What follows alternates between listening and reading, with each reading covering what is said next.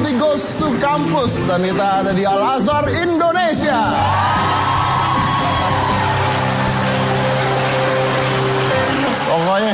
Pokoknya kalau mau dapetin tepuk tangan ngomongnya gitu, Al-Azhar Indonesia. Aduh, lebay. Nggak, keren. Saya mau, lu suka nonton sinetron? Enggak? Kenapa? Nggak punya TV. Makan aja saya nasi kotak, Mas. Iya bener, nggak punya waktu, sibuk. Ya kan terkenal ini kan, lihatin. Walaupun agak tidak terlihat tapi terkenal. Sekarang ini ada sinetron judulnya Catatan Hati Seorang Istri. Ya, saya agak nggak suka tuh ngeliatnya, karena sebenarnya yang punya hati bukan hanya istri, suami juga punya hati gitu. Kali bikin dong curhatan sakitnya seorang suami gitu. Ya. Udah ngerasain? Udah kan? Baru nikah kan? Ya. Udah sakit? Lumayan. Nah itu pemainnya ada Dewi Sandra dengan jilbab Hananya itu ya. Tapi kita mau bahas sebenarnya ini awalnya dari sebuah novel, dari sebuah buku yang ditulis oleh seseorang yang bernama ini bestseller ya, namanya adalah Asma Nadia, dan saya undang orangnya langsung aja. Ini adalah Asma Nadia.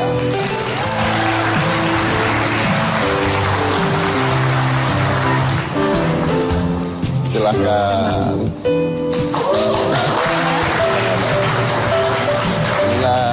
Saskia boleh deketan sedikit? Oh, oke. Ini adalah, nah ini gini, jadi ternyata bukunya bukan hanya itu, tapi saya pinjam ya. Ternyata banyak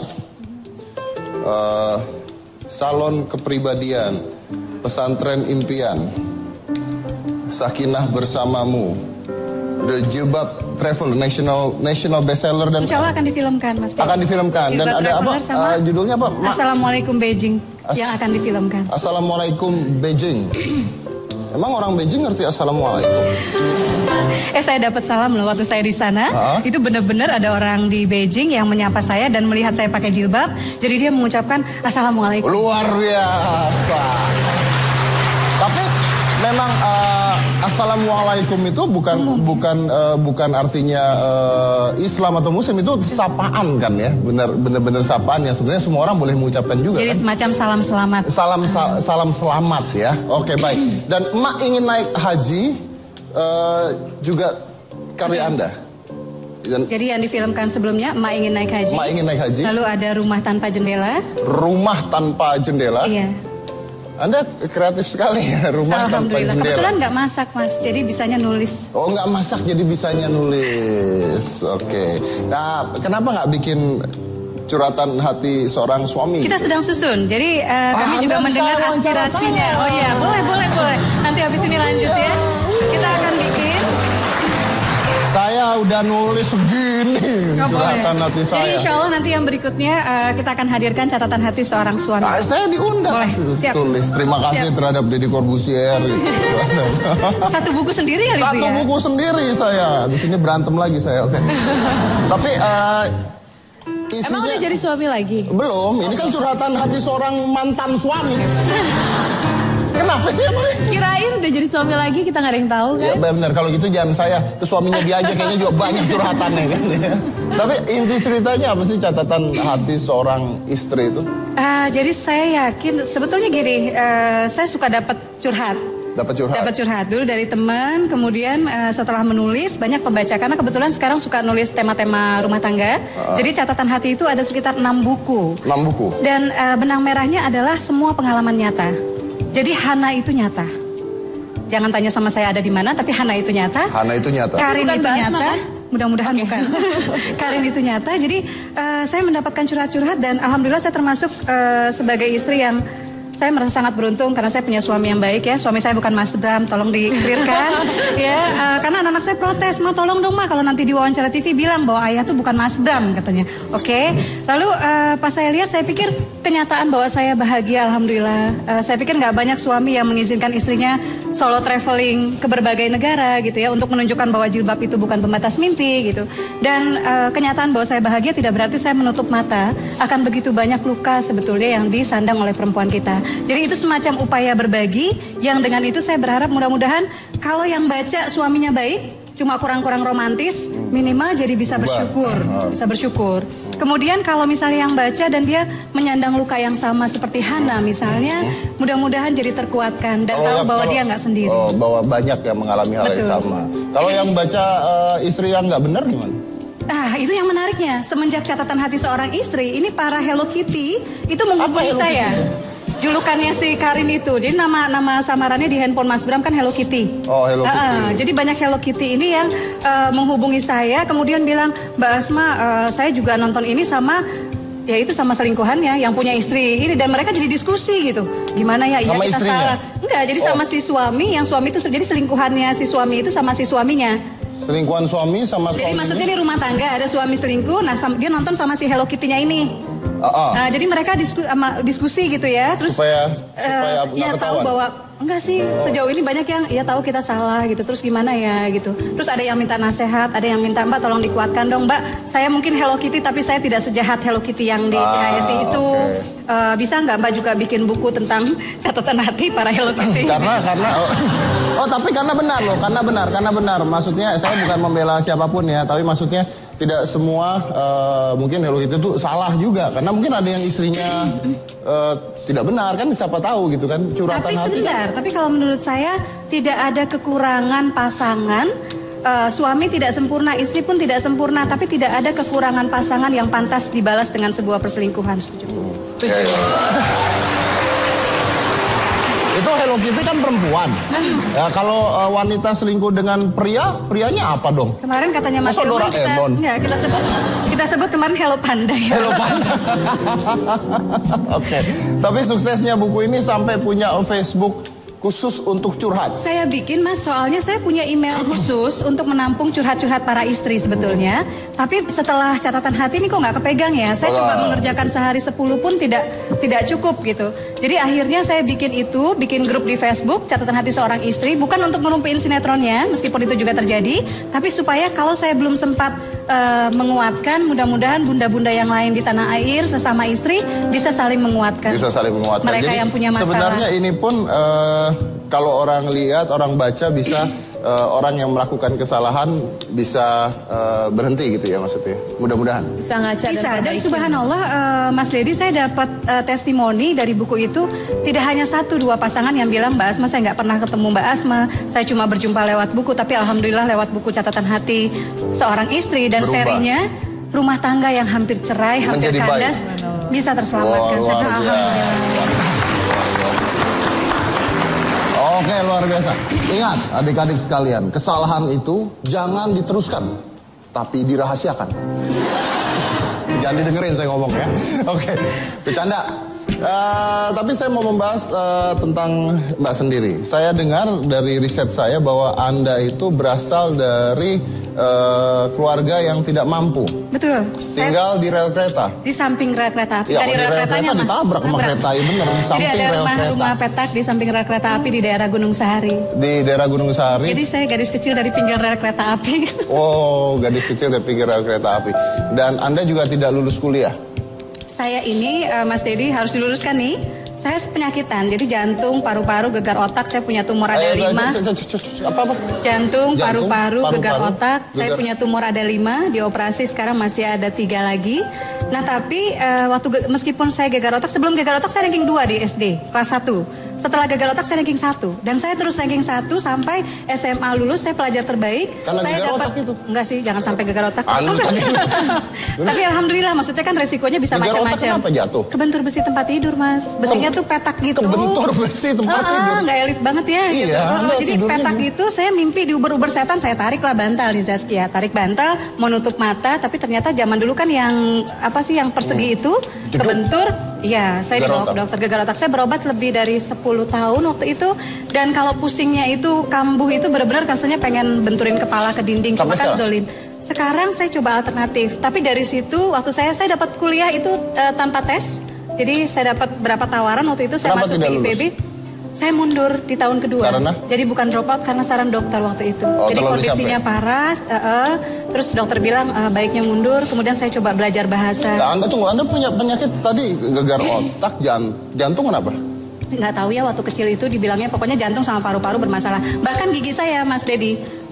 Gigi saya itu gigi itu bermasalah. Jadi saya punya, tapi ini gigi asli ya, sekedar menjelaskan, saya ada 13 akar yang dicabut dulu. Jadi bahkan gigi aja nggak beres. Tapi alhamdulillah orang tua saya meskipun miskin, papa saya pengarang lagu Mas Dedi, cuma waktu itu belum ngetop. Ya Amin Ivos yang ngarang lagu-lagu Dewi Yul, Kau Bukan Dirimu Kini Baru Kau Rasa. Jadi Kau Bukan Dirimu Kini Baru Kau Rasa, bagus tuh lagu. Nah jadi si papa sama mama itu nggak pernah bilang, Bo ya kamu tuh kita udah miskin nggak usah sakit kenapa gitu, nggak pernah gitu. Dan ibu saya itu mengantarkan saya berobat ke rumah sakit, saya lebih sering di rumah sakit dibandingkan di sekolah. Jadi uang banyak habisnya buat Anda dong? Iya. Itu dia. Sampai tinggal di samping rel itu? Iya, tapi itu dari kecil ya, dari kecil. Tapi saya selalu merasa bahwa pertolongan Allah itu turun lewat orang tua yang luar biasa. Saya punya ibu yang nggak pernah lemah. Kemudian meskipun kita nggak punya uang, saya nggak pernah merasa miskin. Masih ada nggak mereka? Alhamdulillah. Masih ada. Nah kemudian pertolongan yang lain adalah lewat buku. Karena selama menunggu di rumah sakit, Mami selalu membelikan buku cerita. Dan beliau mengorbankan makan siangnya sampai punya penyakit mah akut hanya supaya saya bisa membaca. Untuk beli buku? Untuk beli buku cerita. Karena saya menghabiskan waktu dari jam 7:30 pagi di rumah sakit pemerintah, dipanggil tuh baru jam 3:30 sore. Kalau untuk saraf saya selalu disuntik di sini atau di sini. Berarti ibu punya jasa yang luar biasa. Oh luar biasa. Dan tanpa saya sadari, hampir semua novel saya, Surga Yang Tak Dirindukan, Sakinah Bersamamu, Cinta di Ujung Saja, dan semua pasti ada sosok ibu. Apa yang Asma sudah berikan pada ibu? Belum banyak, masih berusaha. Tapi Mami itu punya mimpi, dulu itu pengen ke Eropa. Kan dulunya mu'alaf kan, Katolik masuk Islam. Mami pengen lihat Vatikan. Terus saya sama saudara-saudara nabung, ketika uangnya terkumpul, kata Mami, nggak usah lah simpen dulu, siapa tahu Mami pengen haji. Dan beliau benar berangkat haji tahun 2008. Terus saya ngumpulin lagi, meskipun Mami bilang nggak usah lupakan itu. Tapi alhamdulillah Allah memberikan jalan buat anak-anak Mami. Tahun 2011 saya traveling sama Mami berdua, jadi backpacker. Dan Mami tuh nggak bisa jalan lebih dari 5 menit, 10 menit Mas. Jadi kita pakai kursi roda. Saya berdua sama Mami pakai kursi roda, bawa koper apa segala macam, nggak ikut travel agent. Dan alhamdulillah dalam waktu 1 bulan saya tanya Mami mau jalan yang pelan-pelan atau mau lihat banyak. Kata Mami mau lihat banyak. Kalau begitu Mami harus sehat. Jadi selama sebulan itu saya traveling sama Mami ke 11 negara 23 kota. Dan saya bersyukur Allah memudahkan karena ketika berangkat kaki sama-sama lemes. Saya lemes nggak yakin saya kuat. Dulu anak yang penyakitan. Mami lemes karena ternyata mikirin ini anak dulu saya tanya, kuat nggak ya? Gimana rasanya?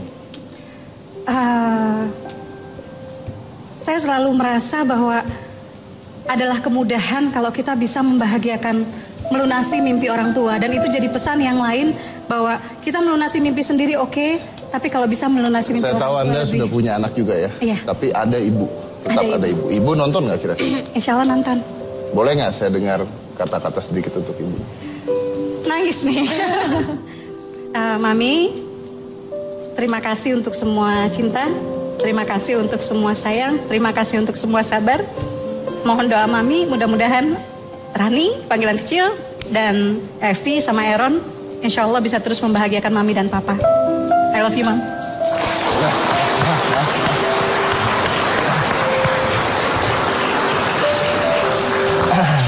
Saya dapat review katanya Anda juga membuat buku untuk anak-anak yang sedang sakit, betul? Iya, jadi saya pikir itu Allah memberi saya kesempatan untuk merasakan apa yang dirasakan Mami ketika menemani saya di rumah sakit. Jadi anak saya Adam, ketika dia berusia 2 bulan, dia terkena pendarahan otak. Jadi tidak karena jatuh, tidak karena terbentur, tapi karena kurang protombin, jadi kurang zat pembeku darah. Anda membuat buku tentang? Saya membuat salah satu kumpulan cerita, catatan hati di setiap doaku. Tapi saya mau tahu nih. Sana, Mas. Mana? Nggak ada di sini. Nggak ada. Oke, saya mau tahu nih. Dari seorang anak yang tinggal di samping rel kereta dan penyakitan, disokong oleh ibu yang tidak mengenal rasa lelah dan rela berkorban untuk anaknya. Sekarang Anda sudah punya apa aja ya? Apa ya Mas? Alhamdulillah, maksudnya kalau buku, saya sudah menulis 49 buku. Dan saya selalu panik kalau saya belum menulis karena masih banyak yang ingin saya bagi, terutama untuk anak-anak dan perempuan Indonesia. Saya ikut komunitas, jadi saya sama suami kita mendirikan komunitas Bisa Menulis untuk Bisa Menulis di Facebook. Jadi silakan bergabung komunitas Bisa Menulis di Facebook. Kita bikin buku 101 dosa penulis untuk membantu penulis-penulis pemula. Karena saya merasa ketika saya dulu mulai tidak ada yang membantu ya. Sulit gitu karena semua orang juga. Benar nggak kalau Anda punya 120 rumah baca? 123 perpustakaan duafa, iya. Rumah baca asmanadia.com. Anda punya 123 perpustakaan? Iya. Tapi ini jasa relawan yang luar biasa, Mas Dedi. Jadi saya punya relawan yang dahsyat. Nih salam buat semua relawan ya. Semangat, tapi dengan nama Anda kan? Iya. 123 perpustakaan duafa. Perpustakaan dan mereka tidak hanya, jadi mimpi saya itu saya mimpi punya 1000 rumah baca Asmanadia. Saat ini baru 123 dan setiap rumah baca itu ada pelajaran bahasa Inggris gratis. Karena letaknya itu di pelosok-pelosok banget. Dan Anda sudah punya publishing sendiri ya? Iya. Oke. Sebentar Mas, satu mimpi saya kalau boleh sekalian titip pesan sponsor, saya pengen setiap rumah baca ini punya komputer. Jadi anak-anak yang nggak mampu mereka bisa belajar. Jadi sekarang sudah mulai ada kelas komputernya. Jadi silakan boleh pesan ya Mas ya. Kalau ada yang pengen sedekah komputer, ada alamatnya lengkap di rumahbacaasmanadia.com, bisa langsung menyumbangkan ke rumah baca di sana. Dan Anda juga menggunakan royalti bukunya katanya untuk menyumbang, betul? Ada beberapa buku seperti Mak Ingin Naik Haji, saya nggak ambil royaltinya. Anda tidak ambil royaltinya? Enggak. Itu besar nggak royaltinya? Lumayan Mas. Buat apa? Saya merasa saya udah dapat cukup banyak gitu ya. Jadi saya ketemu ibu-ibu yang bilang, Mbak Asma, saya pengen banget ke Tanah Suci setiap Ramadan. Kalau ada gambar Mekah saya ciumin di TV gitu ya. Terus saya pikir, wah siapa tahu ini bisa jadi proyek cinta antara saya dengan pembaca gitu. Jadi saya niatkan royalti bukunya itu untuk membantu mereka yang nggak mampu, untuk ke Tanah Suci. Meskipun baru umroh ya Mas Dedi. Umroh ya, untuk umroh ya. Jadi digunakan untuk menaikkan orang-orang tidak mampu untuk naik umroh. Untuk umroh. Dari royalti bukunya. Dari royalti. Berarti Anda sekarang kaya sekali dong ya? Alhamdulillah cukup Mas Dedi. Karena buat saya gini, saya mau ngapain ya, apa juga alhamdulillah cukup gitu. Cuma kan dulu mimpi 1000 rumah baca ini masih panjang. Kalau dulu saya kayak sekarang nih, saya ada proposal 50 rumah baca yang akan berdiri. Dulu kalau 1, 2, 3 namanya pengusaha kecil kan uang muter ya Mas Dedi ya. Dulu kalau 1, 2, 3, 4, 5, 10 mau berdiri saya masih bisa merem begitu. Tapi sekarang dan kita benar-benar di kaki sendiri, jadi belum ada lembaga-lembaga yang membantu gitu. Ada 50 proposal, saya bingung ya Allah. Ini mudah-mudahan rezekinya ada gitu. Jadi alhamdulillah, mudah-mudahan minta doa semua gitu ya. Mudah-mudahan Allah memberikan banyak rezeki dan mudah-mudahan rezeki itu tidak membuat saya lupakan mimpi 1000 rumah baca. Oke. Saskia, saya dengar katanya kamu juga suka dengan karya-karya. Iya Mbak Asma, ini salah satu penulis yang konsisten akan tulisannya, akan buku-bukunya dan selalu ngeluarin buku gitu yang produktif banget. Jadi aku juga tadi lagi bilang, Mbak Asma aku punya skenario dibikinin buku juga dong. Aku tadi lagi lagi pitching. Ramadan nih siapa tahu terkabul ya, amin ya, bisa kerja sama Zaskia. Oke. Tapi inilah ya yang Anda lihat mungkin tadi kenapa saya mancing berarti Anda kaya sekali dong sekarang ya. Itu sebenarnya bukan ke sana larinya, tapi bayangkan gitu ya.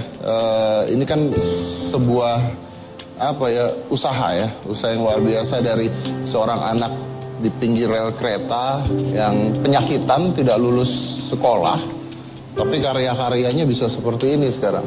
Jadi intinya, dan senang melakukannya kan? Kenapa Mas? Tidak seperti kerja kan bikin ini kan? Enggak, karena saya pikir kalau kita mengerjakan dengan hati kayaknya happy Betul. aja gitu loh. Jadi kalau Anda mengerjakan sesuatu yang menyenangkan buat Anda dan Anda yakin benar itu bisa, kayaknya nggak ada halangan untuk seseorang untuk bisa menjadi sukses. Kita lanjut lagi setelah satu ini, jangan mana-mana, tetap di Hitam.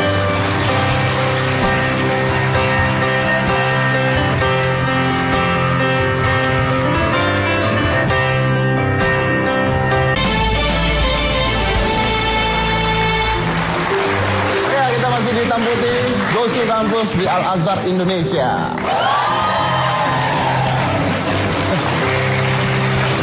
Karena tepuk tangannya kenceng banget ya. Dan ini kita ada di kampus mahasiswa-mahasiswinya. Jadi segmen ini harus kita gunakan untuk tanya jawab. Saya yakin sekali kalau Anda nonton Hitam Putih atau nonton acara ini pasti punya banyak pertanyaan. Jadi buat semua mahasiswa atau mahasiswi di sini yang mau tanya, tunjuk jari. Anda boleh tanya dengan siapa saja yang ada di atas panggung kecuali pemain piano saya.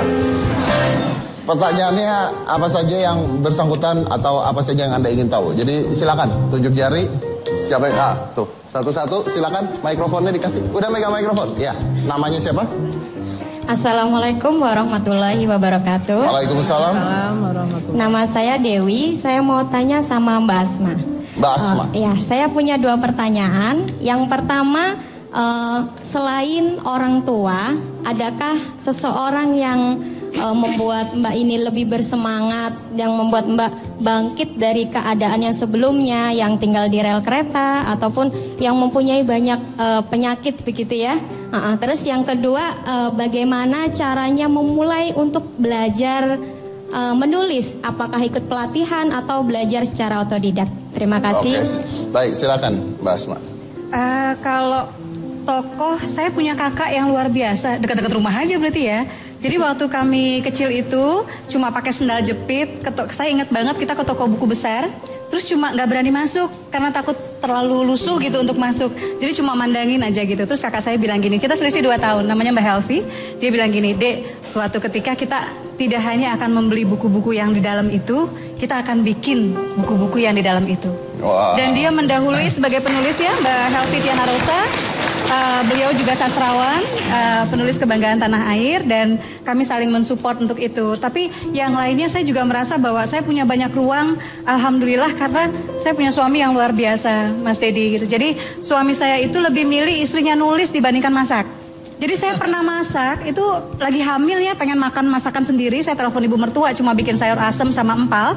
Sayur asemnya keaseman, ya, empalnya kemanisan. Bukannya lebih pilih nulis, memang masakan Anda nggak enak. Terakhir kata suami iya juga gitu. Jadi kata dia, kenapa nggak melakukan sesuatu yang Bunda bisa. Dan saya pikir, saya traveling kemana-mana, alhamdulillah sejauh ini Allah perjalankan ke 51 negara, 207 kota. Hampir semuanya gratis karena berkah menulis. Tapi suami saya yang selalu, saya pikir kalau tanpa dukungan suami saya nggak bisa mencapai yang seperti ini. Intinya adalah dukungan dari orang-orang yang terdekat dulu ya. Luar biasa. Jadi yang masih jomblo ya, cari suami yang bisa mendukung mimpi-mimpi kita.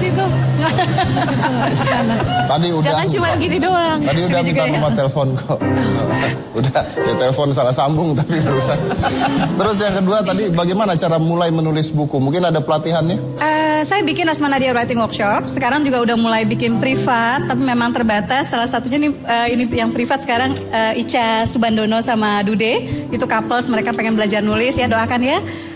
Tapi saya pikir di luar itu, syarat utama buat mereka yang pengen jadi penulis adalah rajin membaca. Jangan jadi kutu buku Mas Dedi, jadi predator buku. Karena apa? Itu cara paling murah, sekolah paling murah. Jadi kalau ada yang bilang buku 50.000 mahal, sebetulnya buku itu cara kita untuk mencuri ilmu semua penulis. Jadi bagaimana membuat judul yang baik, bagaimana membuat opening, bagaimana menggarap karakter yang susah ya, udah bikin 127 cerpen tapi semuanya tidak ada ending gitu ya. Nah bisa melihat bagaimana penulis-penulis bestseller bisa, atau penulis-penulis yang baik, itu mereka menyelesaikan cerita-ceritanya. Jadi banyak baca, kemudian ikut komunitas. Kenapa? Karena yang namanya menulis itu mimpi yang gak ada bosnya. Gak ada orang yang bakal marah nyuruh-nyuruh kamu nulis, kalau gak nulis. Yang mahasiswi mungkin anak rantau, kalau nggak nulis ibu potong bulanan 50%, kan jadi termotivasi ya. Itu kan nggak ada gitu. Jadi intinya, mulai no excuse. Dan baca buku yang banyak ya. Baca buku yang banyak. Baca buku yang banyak. Oke, baik, terima kasih. Tadi dengar ya, baca buku. Jadi kalau Anda ke toko buku, Anda beli buku yang banyak, Anda bawa-bawa kemana-mana. Kalau Anda baca, Anda tambah pintar. Anda nggak baca, Anda terlihat pintar. Lumayan lah. Ada win-win solutionnya. Ada lagi tadi, siapa yang tunjuk jari tadi? Sudah ada, ya silakan. Udah pegang mikrofon? Assalamualaikum warahmatullahi wabarakatuh. Waalaikumsalam. Saya Reo Zomova dari Universitas Al-Azhar Indonesia. Saya ingin bertanya kepada Mbak Asma. Mbak, ketika kan mood itu terkadang naik turun ya. Ketika mood itu sedang turun, apa sih yang bisa membangkitkan mood Mbak lagi untuk menulis buku itu? Iya. Itu aja, apa inspirasi buat membangkitkan moodnya? Oke, saya rasa itu pertanyaannya global ya pasti ya. Di semua pekerjaan pasti ada mood, kita drop, kita naik ya, itu pasti semua. Nah, kalau Mbak Asma, triknya gimana gitu mungkin? Saya semenjak punya anak, saya tidak menyandarkan ke mood lagi. Karena kita nggak bisa nulis berdasarkan jam-jam mereka tidur, bayi ketika punya bayi gitu. Jadi saya selalu berusaha, saya selalu punya mood. Dan itu bisa kalau kita punya why yang kuat. Kenapa saya harus menulis dan ya tidak baik-baik aja udah dapat uang dari suami gitu. Dan buat saya salah satunya adalah selain buku, buat saya menulis adalah berbagi, dan itu menjadi kado buat umat gitu ya. Saya cukup mengingat mami, saya cukup mengingat papa, dan saya ingin selalu bisa jadi kebanggaan buat mereka, dan itu cukup buat memotivasi saya untuk mudah-mudahan sampai menutup mata terus menulis. Itu menarik sekali, luar biasa jawabannya. Dari seorang anak tinggal di pinggir rel kereta, punya penyakit yang banyak dan bisa sukses seperti ini, pasti salah satu kuncinya adalah harapan. Pasti punya sebuah harapan. Ya kan, nggak mungkin Anda tidak punya harapan. Anda lihat toko buku, harapannya adalah satu saat bukan jangankan masuk, tapi saya bisa buat buku seperti itu. Itu adalah sebuah harapan. Dan saya rasa kita semua harus punya harapan. Karena tanpa harapan itu semua nggak bisa, nggak akan terjadi. Masalahnya adalah orang-orang di sekitar kita kadang-kadang berusaha untuk memupuskan harapan kita. Ah, nggak bisa. Ah, nggak mungkin menjadi penulis buku. Baca aja susah loh nulis buku gitu. Biasa itu terjadi seperti orang-orang di sekitar kita, dunia di sekitar kita berusaha untuk menghancurkan harapan kita. Itu yang biasanya terjadi. So remember one thing. When the world say give up, the hope say try one more time. Ketika dunia mengatakan pada Anda menyerah, harapan mengatakan pada Anda coba sekali lagi. Saya Deddy Corbuzier, inilah Hitam Putih. One voice.